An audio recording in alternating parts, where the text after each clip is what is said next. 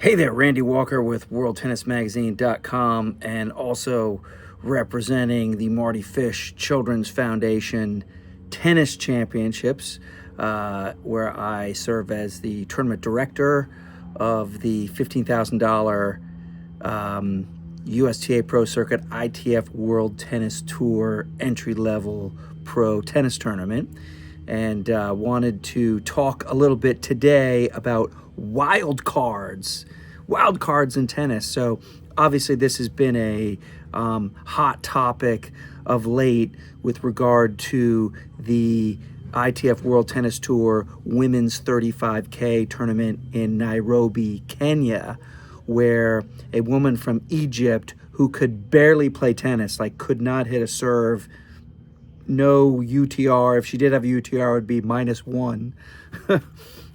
She got a main draw wild card into the women's 35K tournament in Nairobi, Kenya, caused all sorts of fuss on social media. What is a woman that cannot hit a ball over the net playing in a pro tennis tournament? And that's not even an entry-level pro tennis tournament. There's, 15K women's events. So what was going on there? So the Kenyan Tennis Federation sent out a statement on it, and they said that she had requested a wild card, and somebody in the main draw said, "Oh no, I'd rather play qualifying." And then they, or I guess maybe the original wild card person said, "Oh, I'd rather play in the qualifying." Who does that?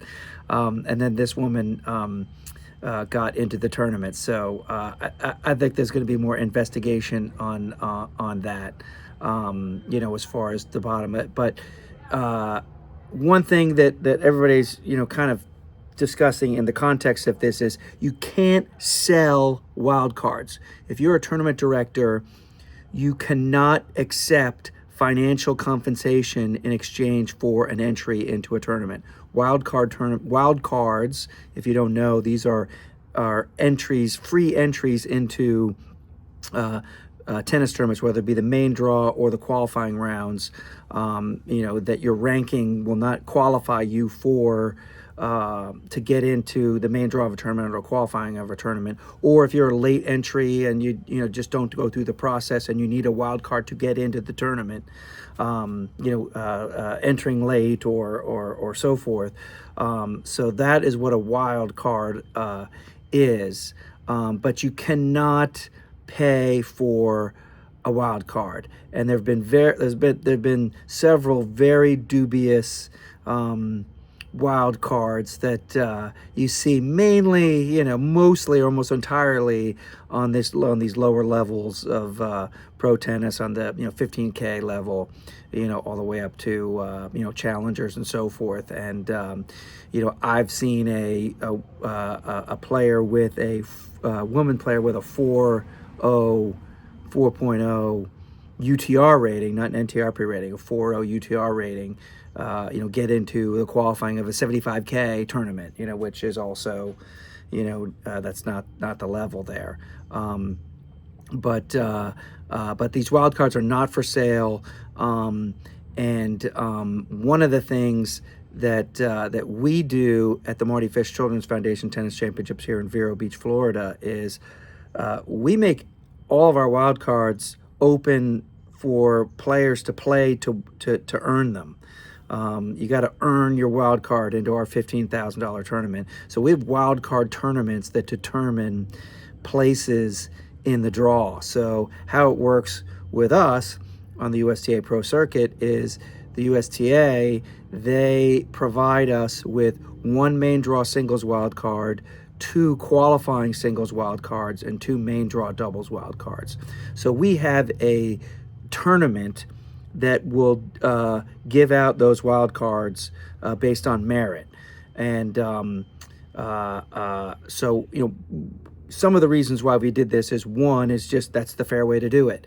So if you're a tournament director, you're going to get so many phone calls from players that say, I want a wild card, I'm requesting a wild card, I'm requesting a wild card. How do you choose? And Roger Federer once said that wild cards are like wedding invitations, that there's got to be a cutoff somewhere, and somebody's going to be unhappy about that not getting it, so forth. You see this controversy all the time. Seeing it now with the Australian Open, as far as Stan Wawrinka, should he get it? Nick Kyrgios, should he get it? Etc. And it's like, Sophie's choice. Who do you pick? Among your favorites. So why not just end all that discussion? And that's what we do with the Mardy Fish Children's Foundation. Tom Fish, the co-tournament director, along with me, Marty's father, we get all these inquiries about wild cards, and we just say, play the wild card tournament, play the wild card tournament. Here's the entry, here's the entry, here's the entry. So that eliminates a lot of stress for us, a lot of wasted energy in deciding who's going to get a wild card, etc. And we just tell everybody play in the wild card tournament. For us in Vero Beach, we also leverage these wild cards. Wildcard tournaments to pre-promote the tournament. So for instance, our tournament is held in this year, May 4 through May 10, and so we have our first wildcard tournament in February, late February. So it kind of creates some buzz among the community, like anticipating, the tournament coming up. So it's kind of like a warm-up act, like a concert, warm-up act for the big show. So in Vero Beach, there's very strong tennis community here, but it's very secular. You have different clubs. You have, the Boulevard Tennis Club. You have Orchid Island Tennis Club, our country club. We got dogs screaming across the street. So we want to promote our tournament in these little pockets at these other clubs. So when we had our tournament at the Boulevard Tennis Club, we would hold our wild card tournament at the Sea Oaks Club.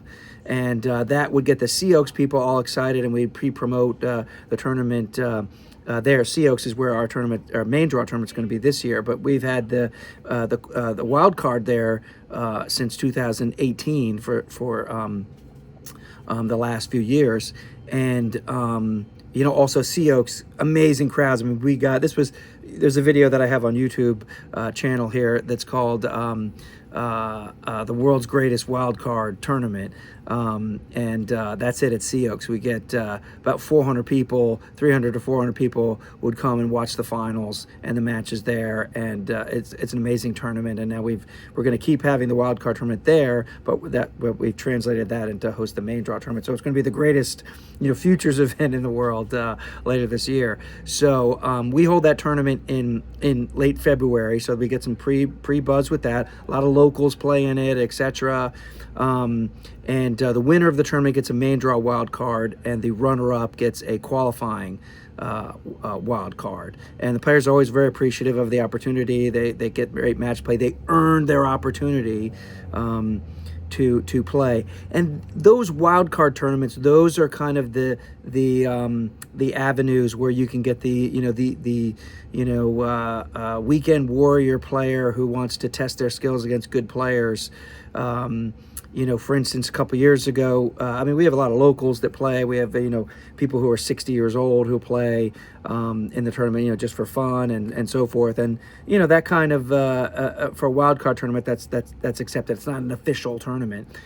Although we've had some really bad players that have played in it. We had one guy who showed up in a basketball jersey and a Kmart racket and high top shoes, and he actually got a double walkover in our wild card tournament. And then he played a scholarship player from Florida State University and lost the match 0-0, and I think he won 3 points.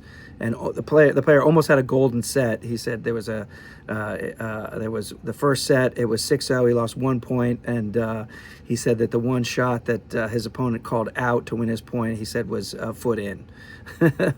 So anyway, but that's kind of the avenue for these weekend warriors and aspirational pro players is the wild card tournament, not the main draw or not the qualifying of the tournaments. So every tournament really should have wild card tournaments. But going back to kind of the pre-promotion. But then we have a main draw doubles wild card tournament where the winning team gets a main draw doubles wild card into the tournament. We had two local players who played and won and got into the main draw of the tournament. One of them was James Bragg, who at the time was 55 years old. So he was one of the oldest players to ever play, officially pro tennis. But he earned the wild card because he won the doubles wild card tournament. So that is also what we do with with one of our main draw doubles wild cards, and then for the other qualifying singles wild card, we have a pre-qualifying. So it's a wild card tournament for a qualifying wild card. So it's pre-qualifying. So it's a tournament before the qualifying. And a few years ago, we had Cody Benton from North Carolina, who plays for North Carolina State University. He won our pre-qualifying tournament and got into the qualifying of our main draw qualifying tournament for the Mardy Fish tournament, and he won 2 rounds in the qualifying to qualify for the main draw. So we got ITF points by winning those qualifying matches, which helps him get into, tournaments and so forth. And because he was on site there, he decided, hey, I'm going to sign in for doubles too. And he signed in for doubles with Lachlan Gaskell, who was actually the runner-up for our main draw wildcard tournament. He got into the qualies because he was a runner-up of our main draw wildcard tournament. And Cody and Lachlan, who both, qualified, or the only reason they were on site was because they qualified. They earned it by the wild card tournaments. They played the main draw doubles, and they won their first round doubles match, and they both got their first ATP points. So this is a pathway that can work to help players get a foothold into professional tennis. So the other wild card that we have in Vero Beach is we give it to a local team, and there's a terrific grassroots charity tennis event that's held here in Vero Beach. It's been held for over 30 years. It's called King of the Hill. It benefits youth guidance, at-risk kids in Vero Beach in Indian River County, and it's run by a gentleman originally from Romania, Gigi Casapu, and he runs this tournament, and it's the best players in the Vero Beach, Treasure Coast area, and Indian River County, etc. And it's a doubles tournament. It's played over several weeks. There's a open division, there's a 40s divisions and a 50s divisions. Michael Pernfors, the former French Open runner-up and 2-time NCAA singles champion for the University of Georgia, former top 10 player, he plays in the 50 and over tournament for this. And but the open division, we give the winner of the tournament and the runner-up of the tournament. It's a doubles round robin tournament with points and so forth. Counting games and so forth. So we give the winner and the runner-up a main draw doubles wild card, and that's our local wild card. So but they earn it, and they're obviously good players. They're vetted. They're the best players in Vero Beach area. But a lot of tournaments, they want to get a local player in, to draw up interest, and that's our version of getting the local players getting it, rather than just picking them and picking favorites and so forth. They have to earn it. So, I would encourage all tournaments, especially on the ITF World Tennis Tour, USTA Pro Circuit, all the wild cards should be they should have wild card tournaments, because it gives players an opportunity. They can see a pathway to get into the tournaments, rather than begging for wild cards and asking for favors and so forth. And that's where you get kind of the some of this nefarious stuff, where you have people offering money for wild cards. And there have been, you look at the tennis integrity unit, there have been people that have been suspended and suspended from the game, and fined significant amount of money when they were caught either accepting or offering money for wild cards. So having a wild card tournament, that is a way to avoid that, make these kids earn it. They also feel better. I think they feel better about, confidence wise, like I earned this wild card, and I think that helps their confidence, and, more match play. More competitive match play for all these players, will help them, whether it's,